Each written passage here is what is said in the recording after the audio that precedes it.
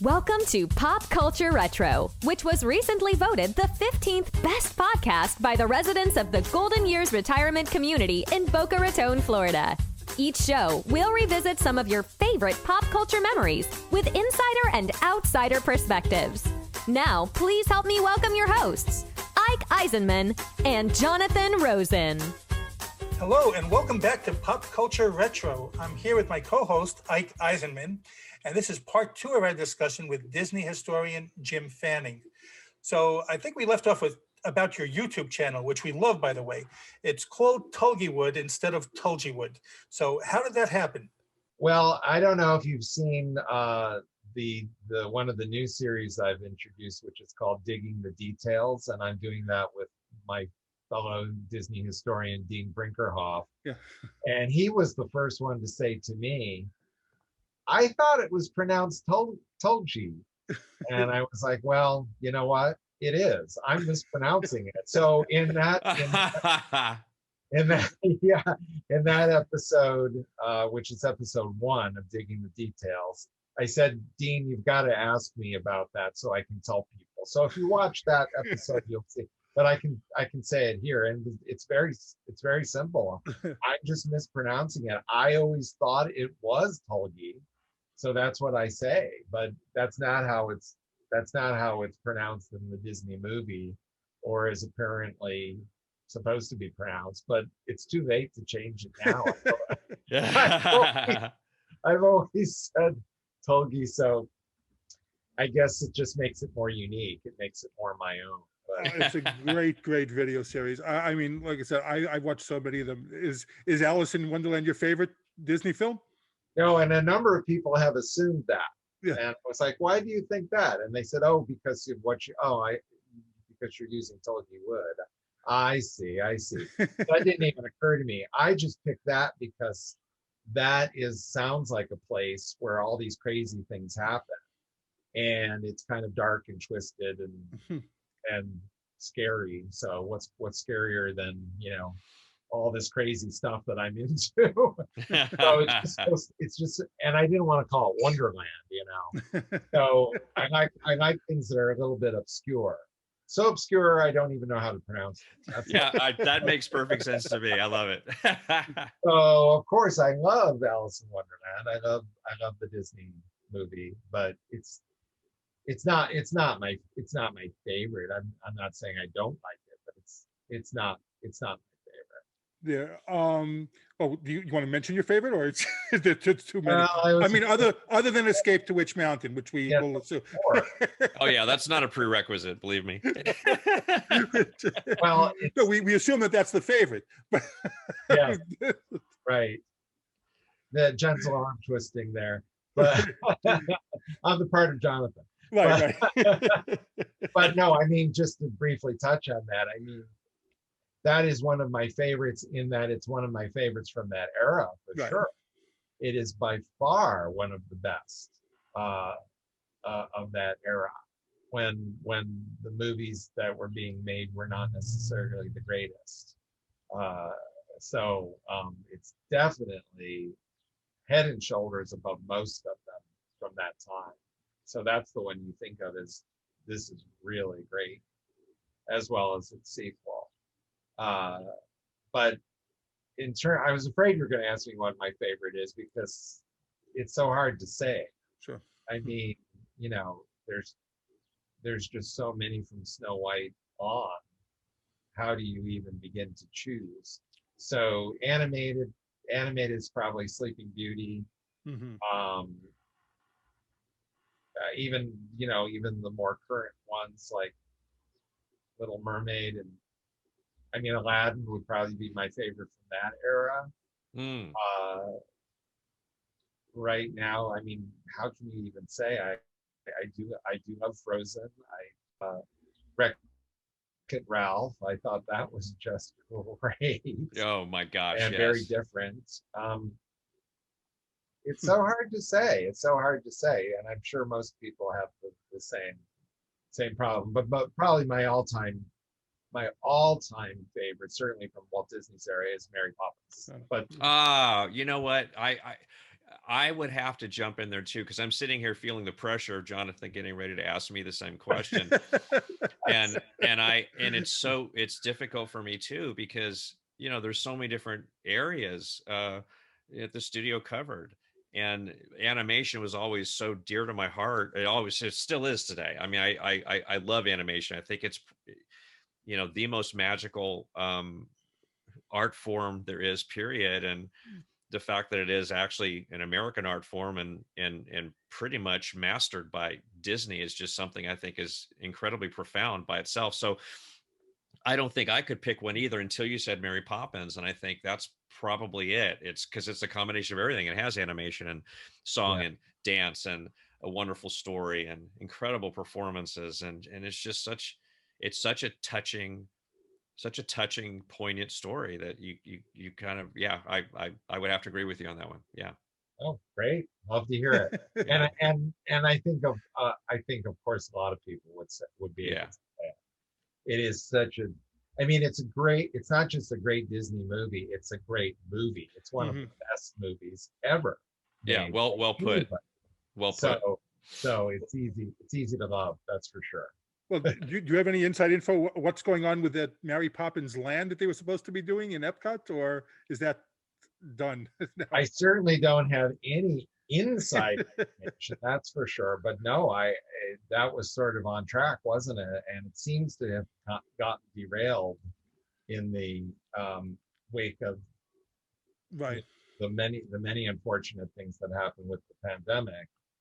But I think my guess would be once things are back to quote unquote normal and the parks are back to their regular, attendance and are bringing in their regular revenue that they would normally be expected, once they've recovered, I'm guessing that will be back on track. I was so psyched about that when I read that they were going to do that there were going to be a Mary Poppins ride in a land, in Epcot. I was so psyched, and then I was so disappointed that it was all, put back for a little bit, at least right now.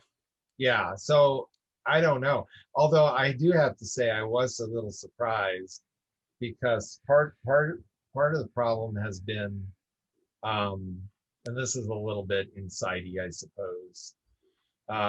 There's complications with the PL Travers estate in terms of, what can be approved and what can be paid for. I mean, her contract was such that she gets royalties and there's approvals built in, and that's of course now handled by her estate. And traditionally it's been a complicated matter. Not, I don't think impossible, but a lot of hoops to jump through. So if they got that far that they were talking about it publicly, then I assume that was all resolved. So again, that's another reason to think that they won't give up on it forever. I hope not. Right. Any good anecdotes about some of the interviews that you've already had?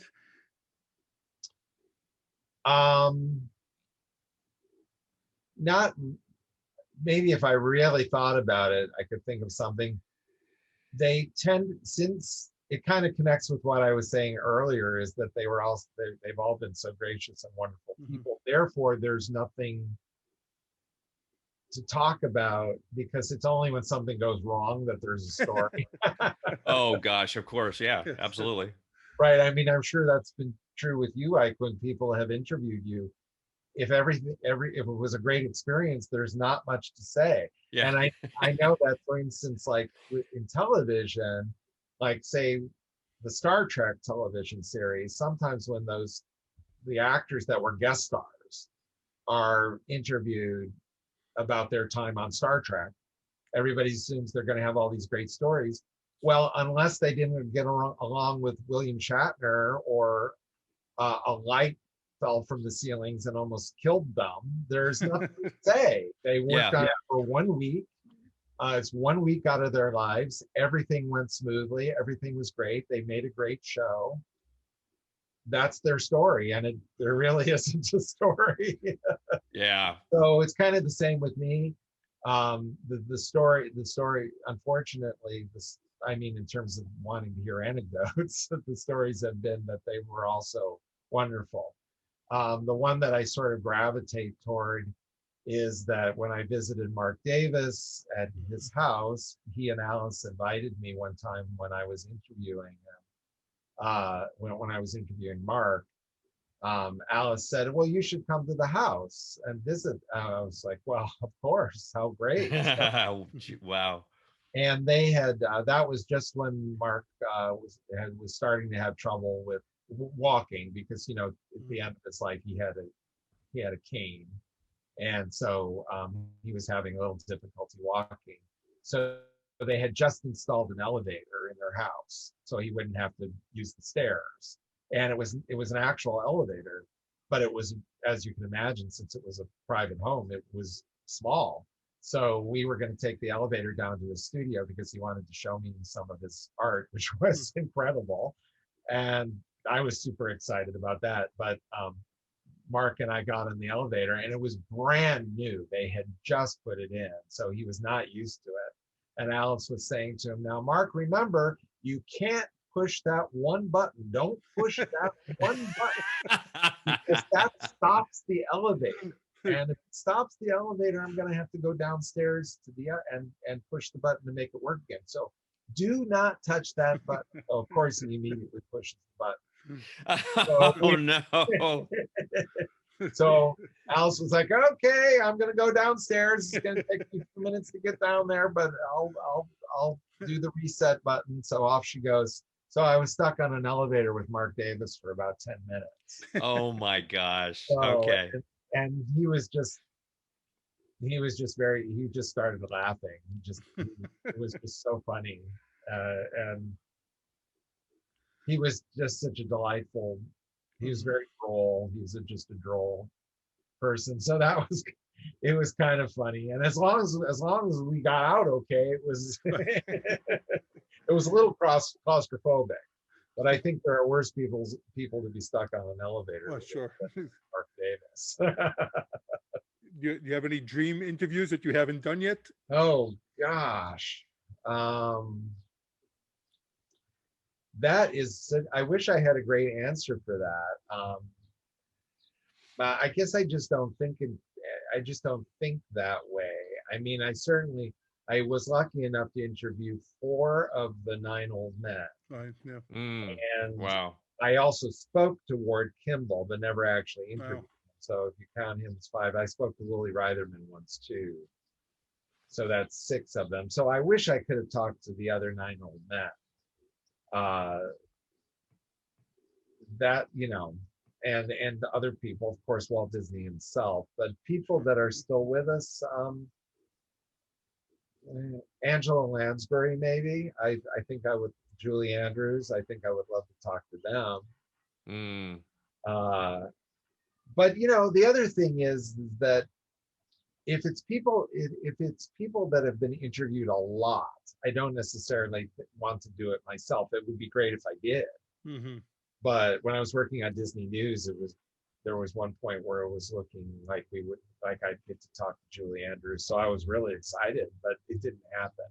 But you know, she's even written her books now. Right.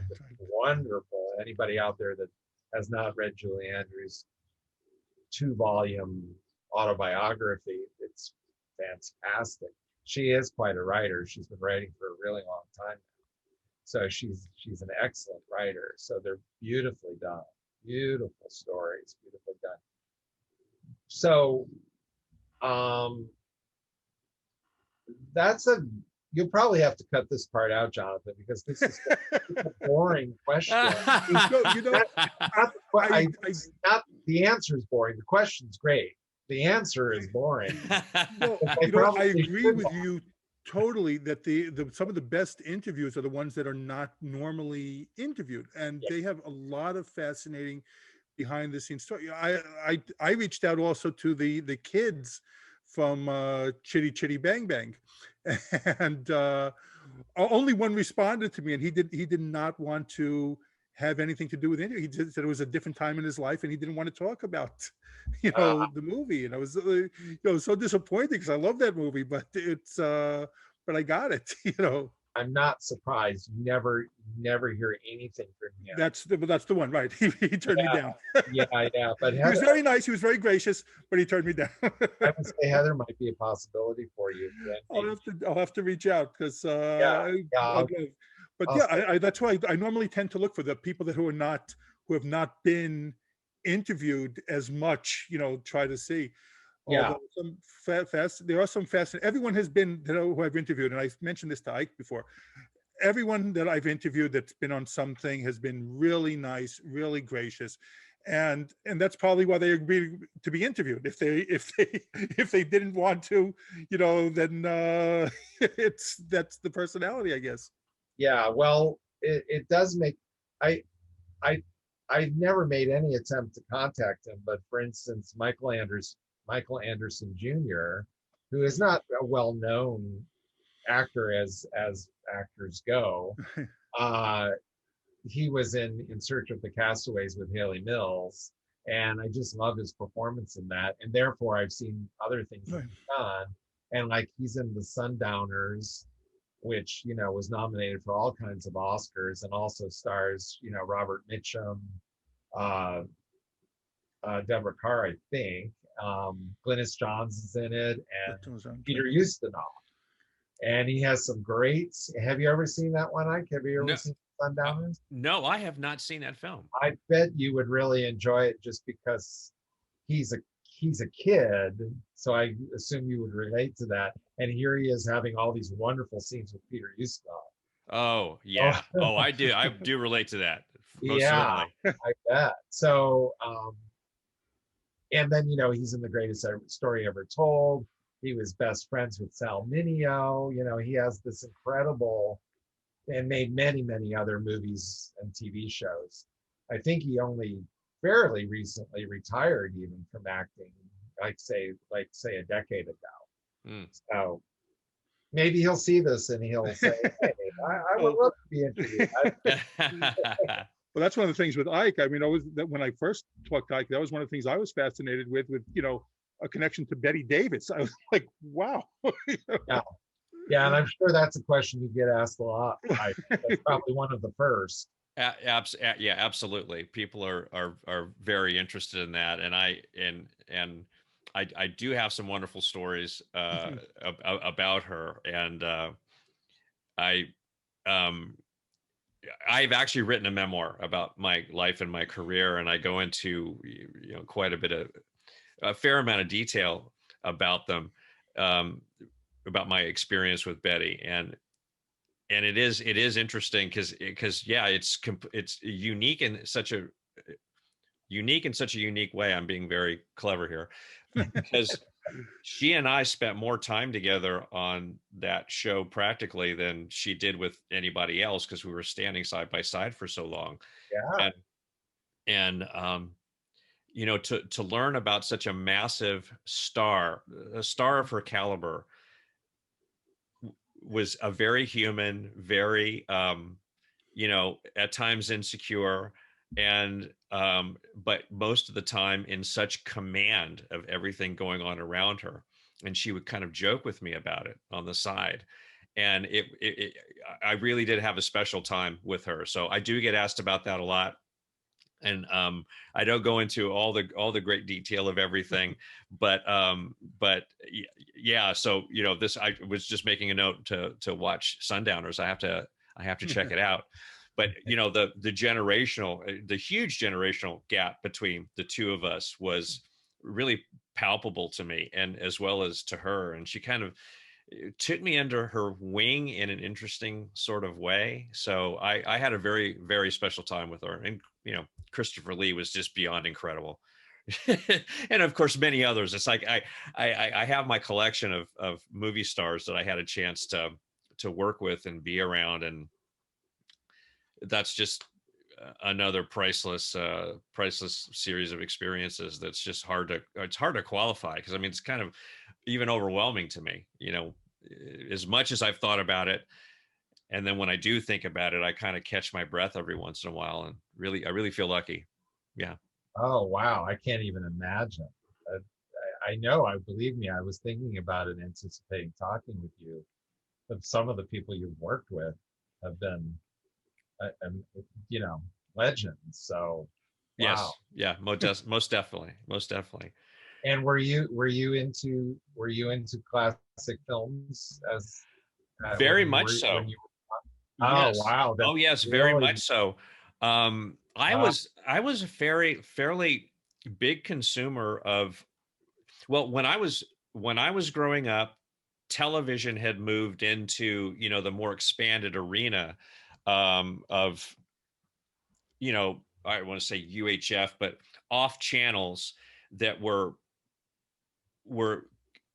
filled with classic content. I mean, that's just how they served their purpose and how they got their audience to grow. And it was always black and white movies, and it was Saturdays, Sundays during the day, and a lot of times at night they'd play these films, and because I wanted to watch television so much, I would just gravitate towards them and found myself consuming all kinds of things going way back. So I knew who Ray Milland was when I met him. I mean, I had seen Lost Weekend, even if I didn't quite completely appreciate it, as an Oh, 11-year-old wow. child. So I was always aware of the people I was working with, because I did have, a connection to him through my own entertainment consumption. And so, yeah, and I'm trying to think, there really wasn't anyone that I did not know who they were before I worked with them. So I had that awareness. I also knew they were professionals, and even though at times I was a fan of people, of course, Betty Davis, what can you say? I never felt an intimidation of being around them or working with them, and they always treated me like just another adult on the set, which I totally appreciated. Well, I'm sure not every child actor by far was as knowledgeable as you were about you know classic films and some of these folks that they worked with. Yeah, it's funny because I haven't even asked some of my contemporaries that question. Um, we did do the last podcast we recorded, and I bring this up only because who knows what the order they're going to be actually posted. But Matthew Labratov is from Little House on the Prairie, is a dear old friend of mine, childhood friend, and he was actually talking about all the big movie stars that came on as guests on Little House, and he was very much aware of who they were. So he's another one who did have an awareness. But I know, yeah, I'm not even sure. That's gonna be a good question. I'm gonna have to post to some of my friends. So there you Yeah, go. that would Hear be that answer. Yeah, that would be a great question yeah. to ask, and see if they became. It'd just be interesting to know, see if they became aware as they were working with them. Yeah, most definitely. Absolutely. Yeah, I'm sure they always picked up on the professionalism and all that. Oh yeah. No, very, very much so. That was the other thing about movie stars in general. I mean, it did not, even Betty Davis, she was a professional. She was a performer. She had a job to do. She probably came with the greatest aura, of anyone else I ever worked with. People were terrified of her. I mean, most of the crew was absolutely terrified of her, and she did nothing to make them feel overly comfortable or necessarily to change that perception. And she just nudged me and say, "Watch this," that kind of stuff. So she would egg it on a bit, but she was probably the one I encountered where all of that was up front, and everyone was concerned about her, but she was like everyone else. This sounds so silly, but knew her lines, was ready to work, was not overly demanding. Everyone to a person was always like that. And that was something that impressed me. I never worked with I did work with one diva, but she was an inexperienced actress, and I don't know what the other underlying things might have been as a result of that, and not a known person. This was someone who probably wanted to be known and behaved a little bit outside of her, her cat or experience level. But at any rate, that across the board, it didn't matter who it was and how big they were ready to work and very gracious. That word you used is so prevalent, I think, in this industry, in that side of the industry, is how gracious these incredible, talented people are. It's wonderful. I think it stands out if someone is, because there is a fear, I think, as someone who's not part of the industry, to approach, and you hear stories of people who are not good with the fans, so there's always like a trepidation to go and approach someone that you've admired. And so when someone is overly nice to you, I think it stands out, because you don't always hear those stories. You hear the bad stories, like we mentioned earlier. You hear this one was rude to me or whatever. Yeah, I know. That's just it. You're really not allowed to have a bad day when you're out in the world and somebody approaches you, because that spreads like wildfire. And I've witnessed it. I've seen people that I know that, if you hit them at the wrong time, they react differently or poorly. It doesn't work out so well for everybody. I mean, I was treated poorly by a baseball player when I was younger, and I remember to this day how bad an experience it was. So, wow! Asking for an autograph. But, wow! And you know what? I said "chitty chitty bang bang" before. It was bed knobs and broomsticks. I asked one of the brothers, and he turned me down. Not chitty chitty bang bang. But, okay. So the chitty chitty bang bang. I have a bad story with I asked the brother, and he said yes, and then. He said, yeah, we'll set it up, and then never got back to me. So. Oh, okay. Yeah, I was talking about the girl from Chitty Chitty Bang. Yeah, no, I'd love to interview her as well. She's I love, that's a great movie. Bed Knobs, I'm curious about, because the girl from that, she stayed an actress. The two boys did not. Right. And she stayed an actress well into her adulthood, and then she became a child psychologist. Right. I interviewed Julie Dawn Cole from Willy Wonka, and she also became a child psychologist afterwards. Wow, that's fascinating. Yeah. I have no interest in being a child psychologist. I'm still trying to take care of myself. You could be your first patient, right? Yeah, exactly.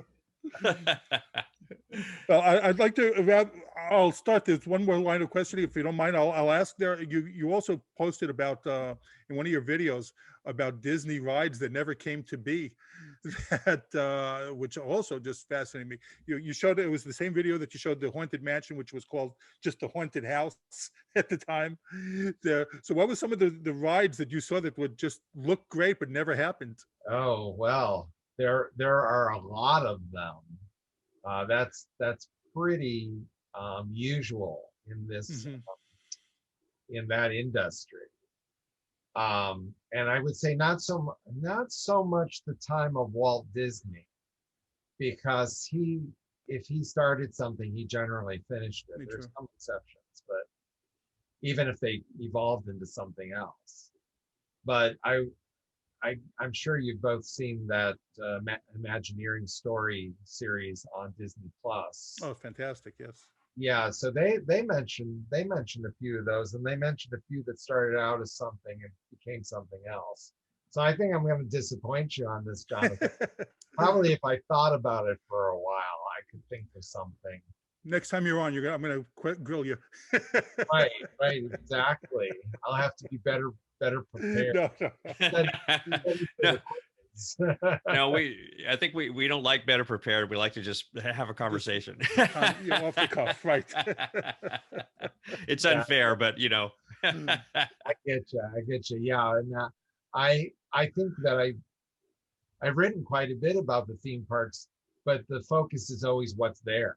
Right. So I've come across, some things that have not come to fruition, but that's never the focus. So one that was from Walt's era, and this was sort of the history of the whole property during Walt's time. It's very interesting. Is the Land of Oz. Walt Disney bought the rights to like 15, I think it was 15. It's a good number of the Oz books that followed the Wonderful Wizard of Oz. Oh. And he wanted to do his own version. And famously, they did a TV show with the Mouseketeers in like 57, where they were going to do the Rainbow Road to Oz, and Darlene Gillespie was going to be Dorothy, and Annette was going to be Ozma, the Princess Ozma, and all sorts of things. But he decided not to do it. But at any rate, to go along with that, I suppose there was going to be a Land of Oz attraction at Disneyland, and it just never seemed to happen. And another one was Big Rock Candy Mountain, which was supposed to be literally a mountain made of candy. Wow. And, oh my gosh. yeah, they kind of built a model of it at Imagineering, and then like set it outside, and then it became this sticky, disgusting mess and melted. Oh, the my birds gosh. attacked it, and they were like, well, so we're going to do this at Disneyland? And they thought maybe we shouldn't. It's too even before that, people would look at it and go, oh, that's so disgusting. It's so sweet. And so those are two that pop into my head. Oh, wow. How often do you get to go to the parks? Well, I tried to go fairly often. Again, compared to some people, I don't go that often at all. I know people that would go like once a week. So I tried to go, say, once a quarter or like every season, just to try to keep up. And of course, I love going to Disneyland, so there's no problem in doing that. It's more a matter of time and getting away to do that. But I love Get out to the Magic Kingdom at all, or no? No, I rarely get to Florida. So do you guys live near Orlando? Yeah, I do. I'm 10 minutes in the backyard. I'm 10 minutes door to door from the parks. Yeah. Yes, my wife is a retired cast member. She was in guest relations at the studios, and so she still has she has her full benefits and her main gate. So we get to go pretty much whenever we're not blocked out. She's not blocked out all the time. So yeah. Great. Yeah. So we usually, and I've mentioned this before, but we do the gamut of the theme parks when the grandkids are in town, and mostly when it's just she and I, Epcot's the place we go and hang out and walk around. So we don't quite do all the attractions like perhaps we might have a decade or so ago, but we're right here. I mean, I live around it all the time, and we have so many friends who are just employees of the parks or involved in the parks in some way. I mean, really, the entire world around here is so Disney World, centric, with so many people that it's just we're constantly exposed to it. I love it. I love being around it. I really enjoy going. I always do. I always have. I was a huge Disneyland fan going all the way back. So yeah, Disney's been a part of me, like you said, growing up. I mean, from as far back as I can remember. It's been a huge influence on my life and very inspiring and just joyous to me. I love it. It's fantastic. Well, certainly I feel the same way. And I the way you're talking about it, it reminds me that I think I have maybe even a more special experience at Disneyland, if you will, because I never experienced it until I was an adult. Yeah. I never went to Walt Disney World or Disneyland as a child. Wow. That's fascinating. Yeah, so I think it gave me, obviously everyone's childhood memories of going to Disneyland as a child are are precious and very special. But since I didn't have that, I think it had like more of an impact on me, you know. That is a Yeah. perspective I hadn't even thought about. So that's fascinating. Very interesting. Yeah. Wow. And of course, I had longed to go to Disneyland or Walt Disney World my whole life, you know, but you know, that wasn't going to happen. We live so far away, and you know, it just wasn't possible for our family to do that. Sure. You know, many reasons. But Yeah. My goodness. anyhow, I simultaneously started working for Disney and went to Disneyland at the same time. Good So grief. it was, Extraordinary. you know, I remember that day, like, you know, like it was yesterday. I remember the very first time I went to Disneyland, and just wow, what an impact. It has to be, because I'm trying to pull myself out and think of it in those terms. And I know what it means to me every time I walk in. But yeah, to get hit by all of that with, you know, the awareness that you would have as an adult, to be able to appreciate it at a whole brand new level. That's really extraordinary. Wow. Yeah, it's some kind of special. I don't know. I think so. What special is, but it's some kind Yeah. of special. Yeah, And- no, for sure. And then in my case, I had been reading about it my whole life too. Sure. So I knew all the ins and outs and the stories and how this was created and how that was created. And My goodness. Wow. it was an odd but special.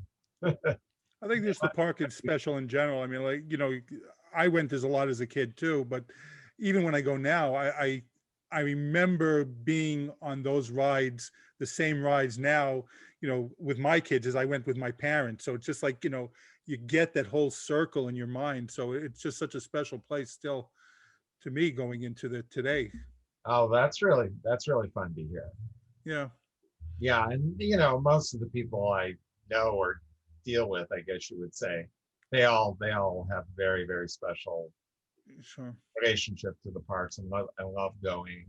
And in fact, I'm always a little surprised. Sometimes this comes up, say on Instagram, some of the people that I follow or Twitter, they're all huge Disney fans, and they'll remark that sometimes they're made fun of, and they're saying, "Well, you're an adult. Why are you so into Disney?" And I'm like, "What?